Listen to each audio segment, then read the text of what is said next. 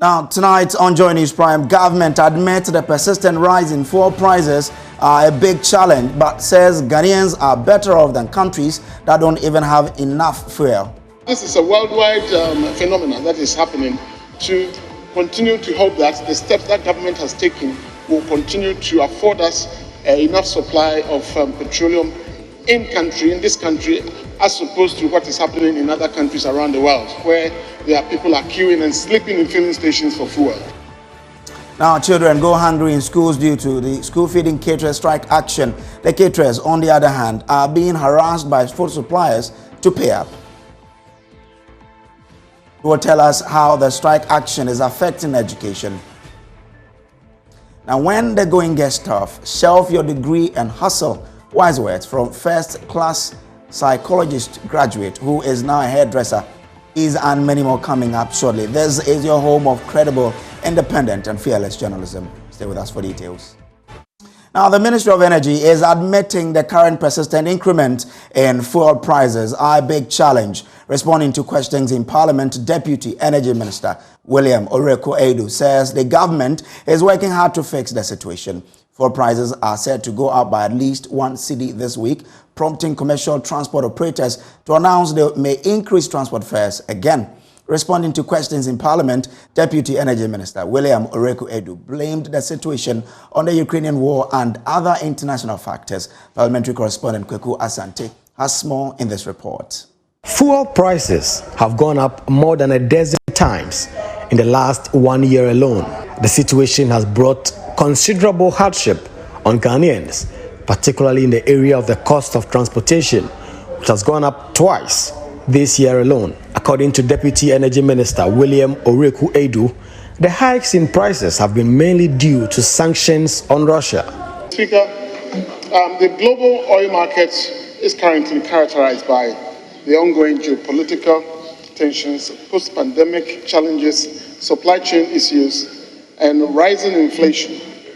There have been recent reports of diesel shortage and severely depleted distillate fuels inventories across North America, Europe, and Asia.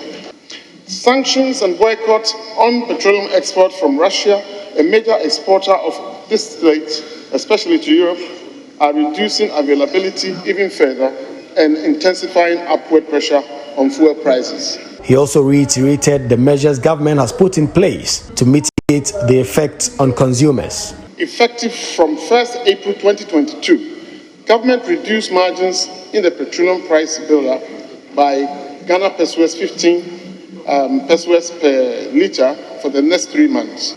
To help stabilize the prices of petroleum products, the government instituted a temporary forest cover for oil imports through the Bank of Ghana.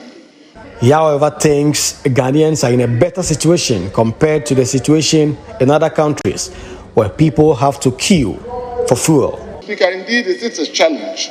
This is a worldwide phenomenon that is happening. And of course, the government is doing all it can. As I'm sure you know, the state CD has been stabilized reasonably in the last several weeks. As opposed to what is happening as a result of the Ukraine war, we have very little to do about it.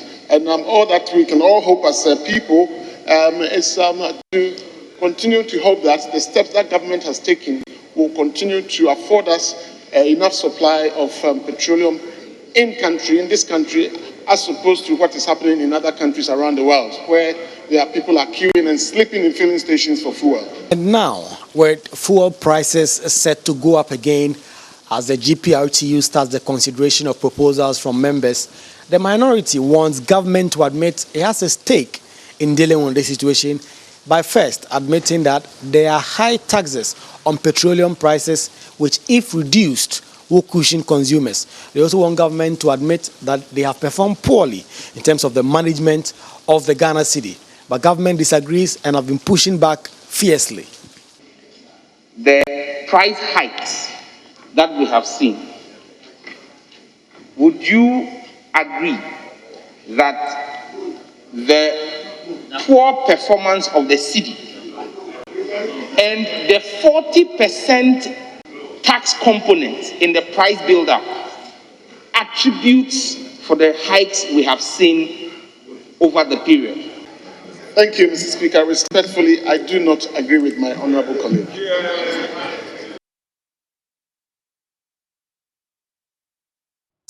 Now, Speaker of Parliament Alban Bagbin says the continuous flooding in Accra is unacceptable and decried the lack of action to deal with the situation.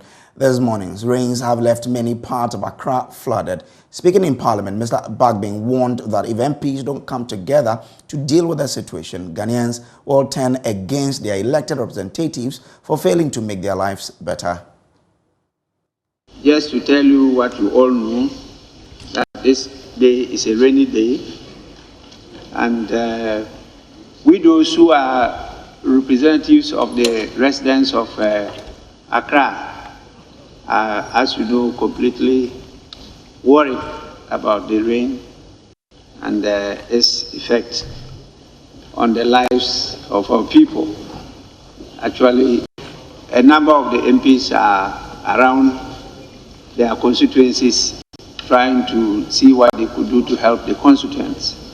And so my attention has been drawn to it. And then we've been trying to see what we could do. The House should need to have a meeting, whether at the Committee of the Whole, with the sector ministers in charge of the situation.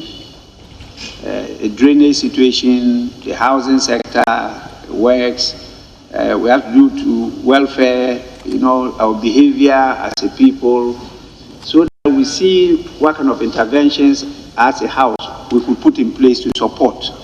It's very, very important. We can't continue to have this on just ad infinitum. It's not acceptable. And so please, leadership, try and get in touch with the sector ministers.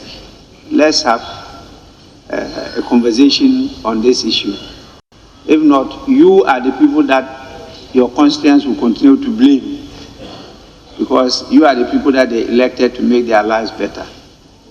So please, I understand why so many of you are not present in the House. Now, November 2021, at the Ashesi University campus, Vice President Mahamudu Bawumia made a big announcement while delivering a speech on digital economy event about Ghana's identification card as now recognized as an electronic passport at over 44,000 airports and 197 countries across the world. Now, he stressed that will happen at the end of the first quarter of this year. That announcement sparked a lot of controversies, with the International Civil Aviation Organization, ICAO, clarifying in a tweet that it was not its responsibility to certify the use of a state identity card for international travel in place of a passport. Any decision to accept such an alternative travel identity document is made by the receiving state itself. But tonight, there seems to be further confusion about the Ghana card being recognized as an e-passport. First, listen to Vice President Mahamudu Bawumia make the announcement. Ladies and gentlemen, that the Ghana card is also an e-passport that contains biometric information that can be used to authenticate the identity of travelers. The government, since this year, has been working with the International Civil Aviation Organization, ICAO, to globally activate the e-passport function of the Ghana card. And I'm happy to announce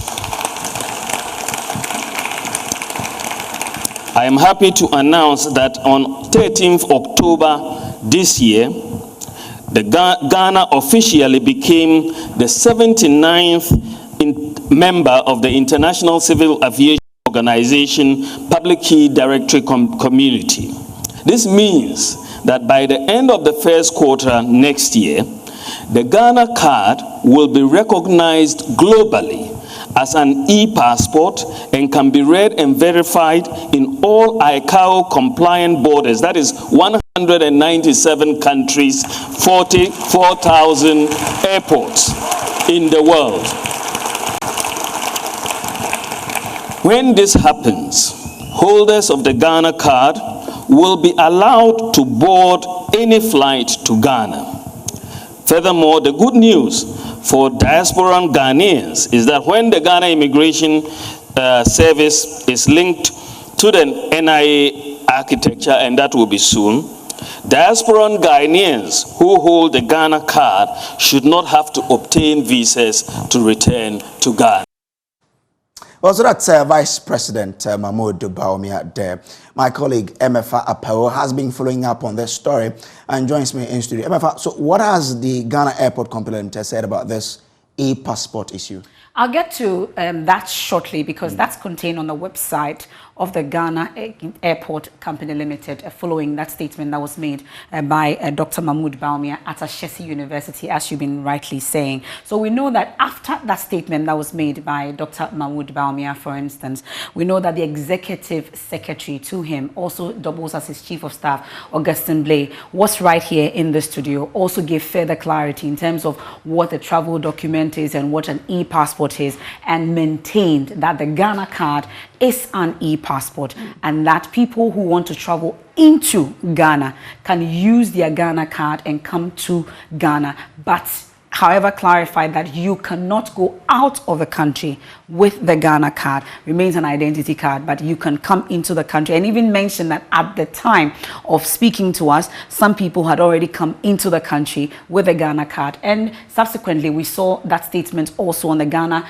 Airport Company Limited's website that mentioned that they had set up booths for that to happen, for people to come into the country. Well, subsequently there have been concerns really about this, whether indeed the Ghana card is an e-passport remains a big question, because following that, we've heard from the Foreign Affairs Minister, Shirley Ayoko-Botwe, who was in Parliament just yesterday, maintaining that we have a long way to go. I'm sure we'll get to hear from her on it. But we've been hearing from members of the Communications Committee of Parliament also raise concern about whether indeed the Ghana card is an e-passport, whether it can be used, because we are told that to have a passport, it means that you can both disembark and embark. But it appears that with the Ghana card, you can only disembark, but you cannot embark, even though we are told that 44,000 airports can accept that. Anyway, so let's take you to Parliament and listen to the Foreign Affairs Minister make that statement contradicting the earlier announcement by the Vice President, Dr. Mahmoud Bawumia. Now, Shirley Ayoko-Botwe was in Parliament to respond to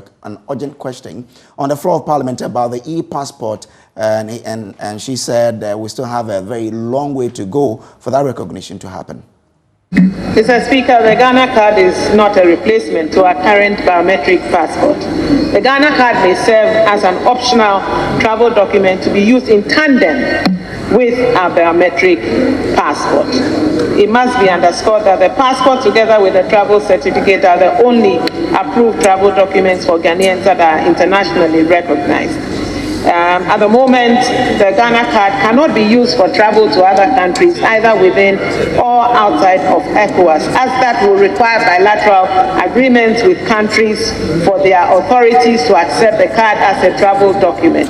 The Ministry is in active discussion with ECOWAS member states and our bilateral partners to achieve this. However, in light of the announcement by the Ghana Immigration Service titled Notice to the Public, Use of Ghana Card as a Travel Document, which was dated 24th of February, Ghanaian and dual national holders of the Ghana card would be able to travel to Ghana using the Ghana card. Now, Shirley Ayoko-Botwe emphasized that although citizens and Ghanaian residents can use the Ghana card to enter Ghana, it cannot be used as a substitute for the passport when traveling outside the shores of Ghana. Mr. Speaker, an e-passport is an international travel document which contains the biodata of its holder on a microchip. It has robust security features against identity and other forms of document fraud, thereby rendering it the travel document of choice for most countries. By contrast, the Ghana card, as defined in Section 19 of the National Identification Authority Act 2006, Act 707, is an identity card with a personal identification number issued by the authority for purposes of identification of a person to whom the card is issued. Therefore, while the card is principally an identification document, an e-passport is essentially a travel document. The congratulatory message sent to Ghana by ICAO following the latter's decision to join the PKD was not to suggest in any way that the Ghana card had become an e-passport. To conclude, Mr. Speaker, I wish to reiterate the fact that even though the Ghana card bears the technical features of an e-passport and has the potential to be used as an e-passport, there is still a long way to go for it to be recognized as such. That's Ghana's Foreign Affairs Minister there. Now, Mfa, you've been following up on this contradiction. What more have you got there? Well, there are concerns as to why within the same government will have such contradiction from the Vice President himself and his office. And then on the other hand, we'll be hearing from the Foreign Affairs Minister who is in charge of anything international and travels and diplomacy, amongst others, to mention that ICAO, for instance, that congratulations from ICAO is not to say that now they are recognizing our Ghana card as an e-passport, when on the other hand we're told by the Vice President and his office that that's the case. We've been trying to find out, I'm just coming off radio now, and we've been trying to find out from the office of the Vice President, for instance, and government for that matter, if you're able to offer further clarification on this. As it stands now, they are unable to do so. As and when they do, we'll bring that response to you. Huge contradictions there, but we'll be keeping an eye on this one. Thank you very much, Mfa. This is still the Joy News Prime. It is not widely known, ladies and gentlemen, that the Ghana card is also an e-passport that contains biometric information that can be used to authenticate the identity of travelers. By contrast, the Ghana card, as defined in Section 19 of the National Identification Authority Act 2006, Act 707, is an identity card with a personal identification number issued by the authority for purposes of identification of a person to whom the card is issued. I am happy to announce that on 13th October this year, the Ghana officially became the 79th member of the International Civil Aviation Organization Public Key Directory Community. The congratulatory message sent to Ghana by ICAO following the latter's decision to join the PKD was not to suggest in any way that the Ghana card had become an e-passport. Ladies and gentlemen, what does all this mean? This means that by the end of the first quarter next year, the Ghana card will be recognized globally as an e-passport and can be read and verified in all ICAO compliant borders. That is 197 countries, 44,000 airports in the world. I wish to reiterate the fact that even though the Ghana card bears the technical features of an e-passport and has the potential to be used as an e-passport, there is still a long way to go for it to be recognized as such. From the contradictions, hounded by food suppliers and depressed, that is the story of school feeding caterers who are considering pulling out as the school feeding crisis continues to bite hard. The caterers have been on strike for more than a month due to the arrears and the meager 97 pesos paid by government to feed one child per day. They say this is woefully inadequate considering the economic situation. We'll hear from spokesperson for the Greater Accra Caterers Association shortly. First, here is our Upper West Region correspondent Rafiq Salam with a report on the situation from his base. It's been 5 weeks since public primary schools in the country reopened for the second term. Primary schools in the Upper West Region were therefore not left out. The pupils and their teachers came to the school in droves, ready and poised for the resumption of teaching and learning at their various schools. One key thing which could make them fulfill that wish was out of a conspicuously missing. The caterers contracted by the government under the school feeding program were nowhere to be found. They had just boycotted cooking services for what they described as inadequate feeding grant. They vowed not to cook until the government increased the current feeding grant from 0.97 Ghana cedis to 3 Ghana cedis per child. The pupils who are supposed to benefit from the program suffer and wallow in hunger. Private food vendors move in, and in some of the schools made the most of the situation. After several weeks of tango with the government, where they were promised of addressing their concerns, some of the caterers have resumed cooking services at the schools. One of such schools is one municipal model primary school. At the beginning of the term, when we visited the school, it was deserted and almost looked like a ghost town because the caterers and cooks were nowhere to be found.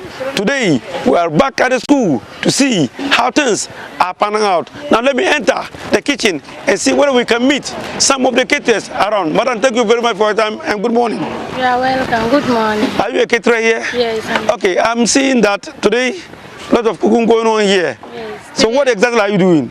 We are cooking rice and stew. Rice and stew? Rice and stew. Why rice and stew today? Because we didn't have money to buy beans, that's why. Okay. The government didn't pay us. We didn't have money. Okay, but at the beginning of the term, you didn't start. Yes. Why were you not here? Because we didn't have money.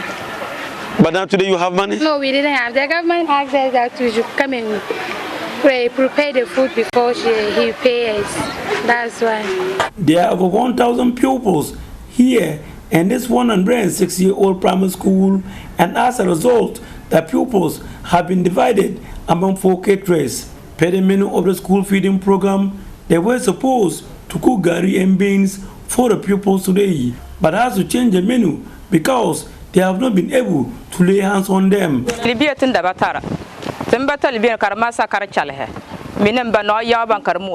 asked by our caterers not to come to work until they were paid. Few days ago, they heard others were cooking, so we were frightened to lose our jobs and we quickly came to resume cooking. What we have in the house is what we bring to cook. Because we are not free. We are struggling now. We give them what is available. The people should bear with us. They are appealing to the government to not only pay the monies owed them, but increase the feeding grant paid per child. Why is it too small? 97 pesos? Is it not good? No, it's too small. The food is costly. That's why. We are begging the government to pay us 3 cedis. The pupils are, however, happy with the resumption of services at the school. Mohammed Bakir to Sumbayire is a primary 6 pupil. Tell me the excitement in you when the food is brought. We were happy. We were just saying hooray that our cooks are here again. We are always hungry. So when we are hungry, we cannot concentrate in the class again. We are always thinking about the food in the house. Another school visited was at Ndamba Primary School. At the time of our visit, the cooks have finished cooking for the over 301 pupils and were carrying the food to one of the classrooms converted into a kitchen. Neither the cooks nor the head teachers spoke to us for fear of victimization. The good news from our visit to a dozen of schools in the one municipality revealed that all the caterers have reviewed services to the schools. Their challenge, however, is that they are in a limbo as to what to cook for the pupils. For now, it is what they have or what they can afford is what they cook for the pupils. Reporting for Joy News, Rafik Salam. Wow. But we understand many of them are still on strike following failed attempt to get their monies back. Their situation has been compounded by suppliers harassing them for their monies. Spokesperson for the Greater Accra Regional Branch of the association, Samuel Latte, says many of his members have sunk into depression. So most of the caterers are saying they can't go and prepare anything because they don't even have what to eat. Not to talk of what to go and prepare. Someone has even died because of this thing as I'm talking to you. And the woman who recorded a voice from one of the debtors, the way that this woman was insulting the caterer was like, no, it is now up to her neck. She can't do anything. She wants to even eliminate herself. So most of them, as we are speaking to you now, they are not even preparing food. Majority of them are not preparing food because they don't know where to go for the money. Most of them are still on strike because they don't have anything. He adds that a promise by the Secretariat to pay them in May is yet to materialize, forcing many to consider abrogating their contract. Things are going on. If they can't sustain this thing, then it will collapse because you can't be accruing when it comes to payment of caterers. You will always be owing them more than the amount you are paying them. So when it gets to certain level, I'm not sure they'll continue because we are talking about a huge amount of money. I think almost around 100 and something million Ghana cedis to 200 million Ghana cedis there about. Some even want to even sell their give their this thing to when they are paid. Some wants to give it up. But a spokesperson for the National School Feeding Secretariat, Seba Alpha, tells Joe News that payment of the third term 2021 arrears have started in 9 regions. Well, now we have started since last week. And as we speak, we have been able to pay Oti, Hafu, Ulu, Savannah, North, East, and Western North. That was answered last week. And then so we completed payment of 2 more regions just yesterday or so. Ashanti region and Bunu East. So currently, we have been able to settle the arrears of caterers for the 9 regions. The arrears we are talking about is for third term of 2021 academic year. Now, still to come here, when the going gets tough, shelf your degree and hustle. Wise words from first-class student or psychology graduate who is now a hairdresser. I've given my CVs out. My district pastor is even one. I've given my CVs out to him. I've sent CVs to a couple of people in church. I've told people, so this is my qualification. If you hear of anything you think it would be of good use to me, just let me know. And then up till now, I haven't heard anything from anybody. Now, she was the first to graduate from the university in her family. Not only that, she graduated with first class in psychology and information studies. But after 3 years of the excruciating job hunt and family pressure, the 24-year-old decided to shelve her degree to take up a hobby as a day job, hairdressing. Despite the approval from her mom and ridicules by friends, Theresa Eduse is determined to succeed in a new career path. In our latest series titled Surviving the Hard Times, Joy Prime's Emmanuel Jevenu visited her at her residence at La Paz and our reports. Frustrated and lost in thought as she reminisces the crowning of her academic toils, Theresa Eduse graduated with first-class honors in information studies and psychology from the University of Ghana. She was hopeful of landing a lucrative white-collar job. 3 years on, that hope has diminished. It was very heartbreaking because I thought it was my breakthrough. As I was doing my service about leaving, so 2019 through to 2021, I've tried more than 5. If I should add LinkedIn, it should be more than 10. You send CVs, you don't get feedback. Theresa desperately appealed to many influential people, including her pastor, to help her land a good job. But all efforts came to nothing. I've given my CVs out. My district pastor is even one. I've given my CVs out to him. I've sent CVs to a couple of people in church. I've told people, so this is my qualification. If you hear of anything you think it would be of good use to me, just let me know. And then up till now, I haven't heard anything from anybody. Societal and family pressures kept mounting, and being the first child of 5, she felt burdened to get a job to support her younger siblings. After years of job search and with no glimmer of hope, the first-class graduate decided to turn her hobby into a day job: hairdressing.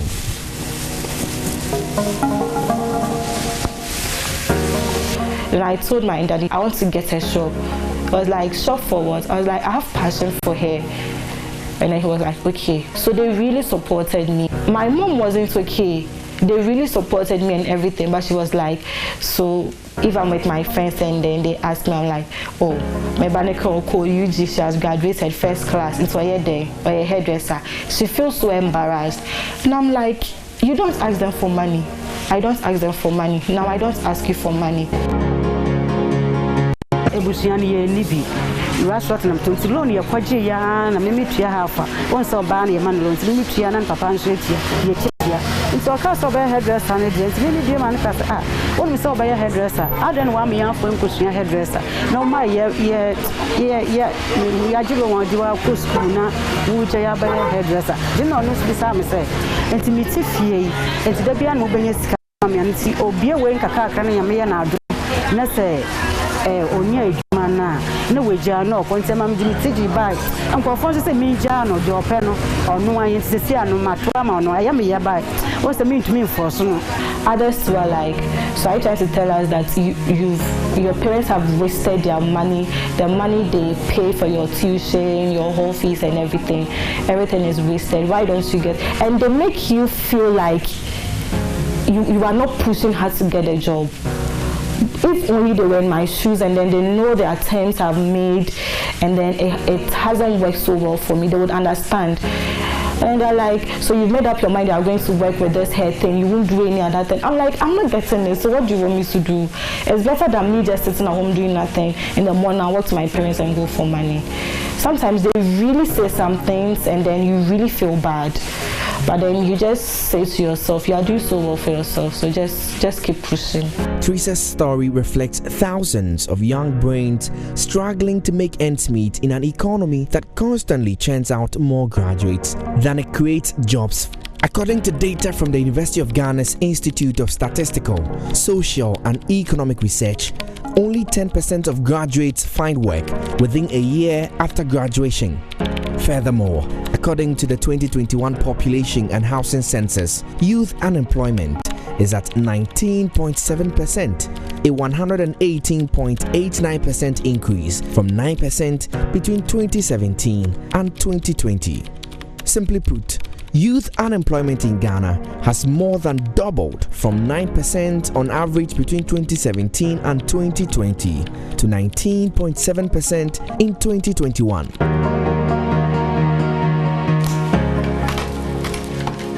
It's been 6 months since Teresa built this container saloon. She did it with the help of her father and a few close friends. At the very least, this weans her of financial support from her parents. I made inquiries on getting a shop with its equipment, like up-to-date equipment and everything. And then it amounts to close to 100,000 Ghana cedis. If I'm able to raise that amount of money and set up that business, I'm actually going to employ a lot of people because I really have a lot in mind. Sincerely, she's really good, very good. I actually don't like braids because it's really painful for me. I can't bear the pains, but the first time I patronized their services, I loved it. If the predictions of analysts about Ghana's soaring unemployment rate are correct, the country is sitting on a ticking time bomb. The government and tertiary institutions must urgently overhaul the educational curricula, provide specialized training and mentorship, as well as create an enabling environment for the private sector to absorb the teeming graduates. Emmanuel Jivenu's report for Joy Prime.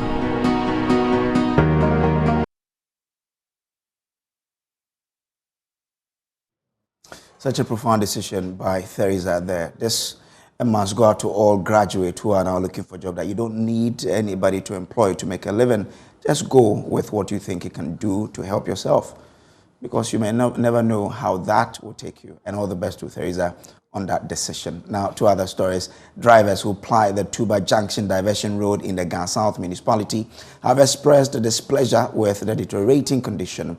They say they have been forced to spend more because of damages caused by the potholes on the road, leaving them with no choice but to carry out regular repairs on their vehicles.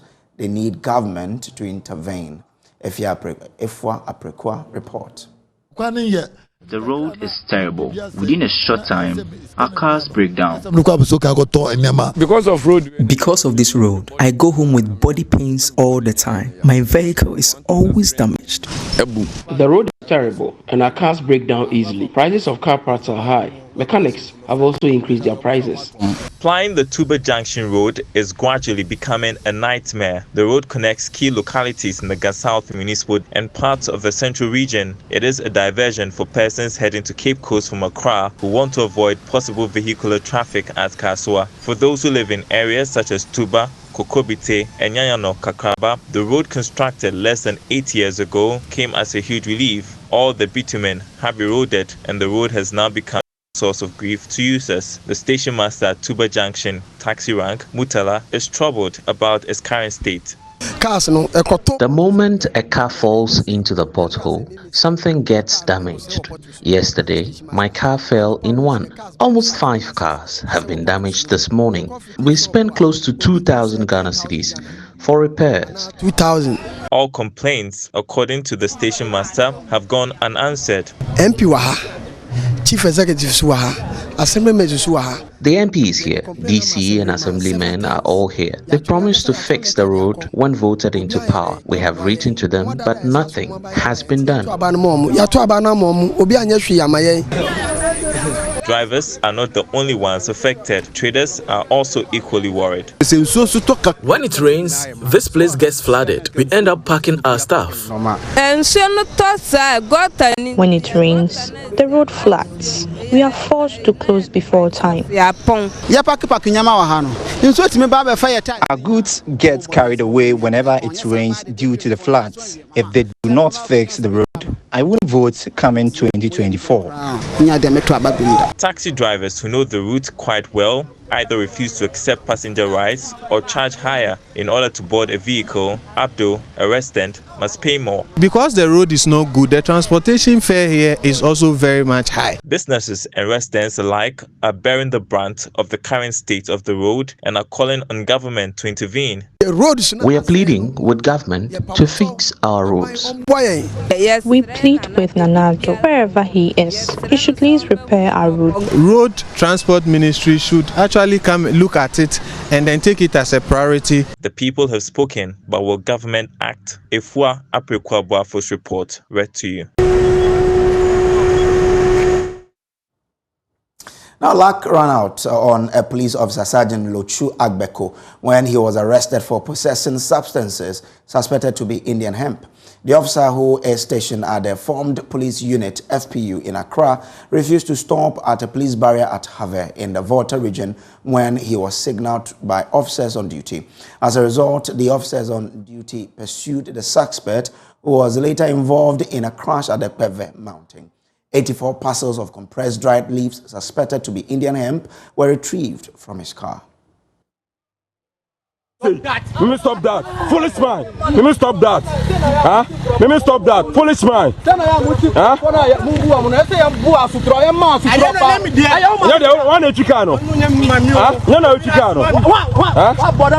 Huh? Policeman. As a police officer, policeman.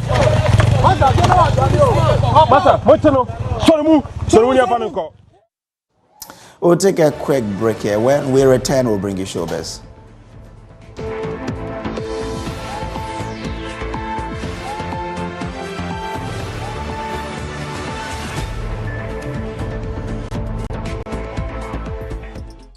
Well, time for us to bring you showbiz, and Becky is in the house. Hi, Becky. Hello to you, Brace. How are you? I'm good.